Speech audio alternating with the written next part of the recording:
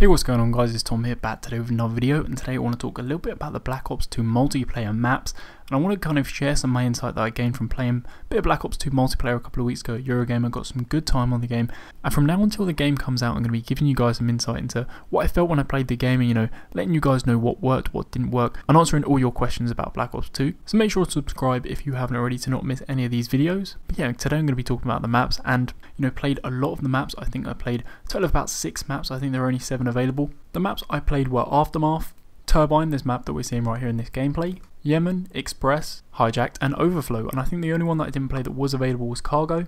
It was just kind of by chance that I didn't get to play that, but I did watch a lot of gameplay on Cargo as well. So yeah, what I want to say was that, the maps in this year's game, how do they feel? And a lot of people have been asking me about this, how do they feel? Because I think in Modern Warfare 3 the maps took a turn maybe for the worse. One thing that I did notice in Modern Warfare 3, I think one thing that they did really well was the fact that they didn't actually put any real power positions in, as in there weren't any kind of like windows overlooking B flags. And I'm thinking specifically about Modern Warfare 2, some of the maps in that game, I'm just thinking like right now of Rundown in Modern Warfare 2, it was so hard to get that B flag. And I think that in Modern Warfare 3 they actually avoided that, and I feel that in Modern Warfare 3 the thing that they actually lacked in the game was kind of like little bits of cover.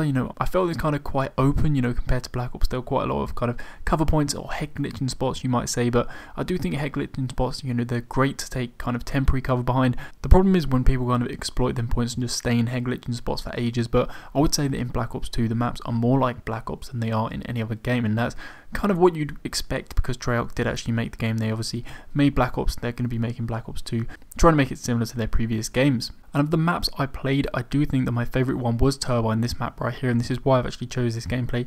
This is just some gameplay from Gamescom. You guys might have seen it before, but if not, enjoy it. This is Turbine. It's quite a big map, relatively. It's probably the biggest map that I played, actually. I'll talk a little bit about some of the maps that I was playing, Okay, so I'll start off with Turbine. So Turbine, as I said, was my favourite map. The thing that really kind of struck me about Turbine was that it seemed like there were like loads of mini maps in one, and it's kind of weird to explain because there were so many different playing styles that you could actually kind of use.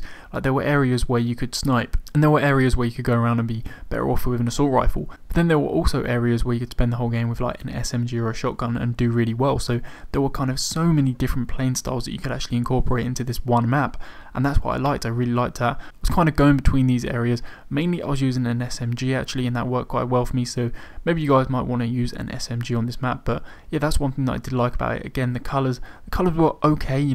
Part of it actually reminded me of Crysis from Black Ops. I don't know if you guys actually see that as well. Let me know if you actually see any of that in the comments below. But I do think this map, it looks okay. It looks better than the maps that we've seen in Black Ops, and probably quite similar to Modern Warfare 3 with the whole kind of map features and how they look. So yeah, that's going to be Turbine. Now the next map that actually comes to mind, probably my second favourite, is called Express. And Express is based in LA. It's like a train terminal, and this map is absolutely crazy.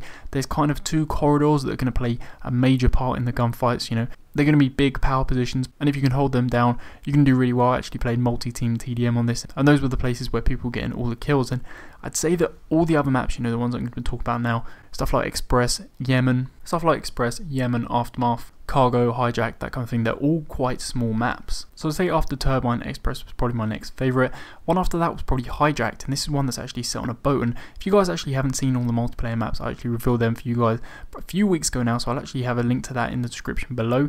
Yeah, Hijacked is set on a boat. It kind of reminded me of like Wet Works with the layout a bit. I know a lot of people have said it reminds them of Nuketown as well, and that's because there's kind of like 2 buildings on either side of the boat that kind of dominate the play, and I can see where people say that, but I don't think this can actually play like Nuketown. It's very narrow though. I think grenades are probably going to do well on that. You might have to use the Danger Close Wildcard and use 2 grenades on that. And yeah, I do think that probably looked the best out of all the maps. One thing that I probably didn't like that much about that map is that was the game I was playing against Fearcrads, and if you guys watch Fearcrad, you'll know that he's probably one of the best Call of Duty players in the world, and he was absolutely owning our team. So it was tough like that, but it was good fun to play against him, good fun to play on the map. And one thing that actually did play quite a big part, there's actually a kind of under part of the boat where you can actually flank around the whole enemy team, and I know a couple of times I actually flanked around, and that's when I had most of my success. So in that sense, it's not like Nuketown. I think that flanking element is going to be pretty important. It's going to be something that you're actually going to have to pay close attention to.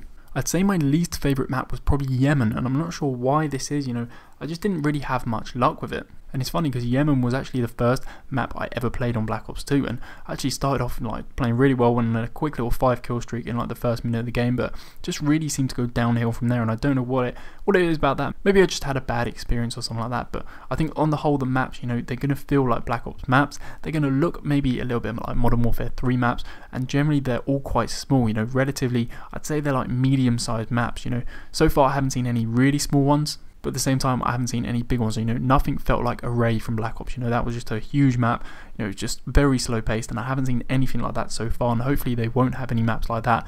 And so far they all look very fast paced, and it looks like they're going to be, you know, some great maps. I think there's going to be some maps in there that we get to know and love. And talking of a map we know and love, if you guys actually missed the video I did yesterday, I was talking about Nuketown 2025. That's now been revealed. You know, there's a photo, I put that up on my channel yesterday, so head over to my channel and check that out if you haven't already. And yeah, that's it for my talk about the maps, guys. Let me know your thoughts on the map from what you've seen before, and maybe if you've played the game, let me know your thoughts on the maps. Just want to say a big thanks for watching, guys. If you're still here and you enjoyed the video, be sure to drop a like. Also check out some of my previous videos, got those on screen right now, and I'll catch you guys with another video very soon.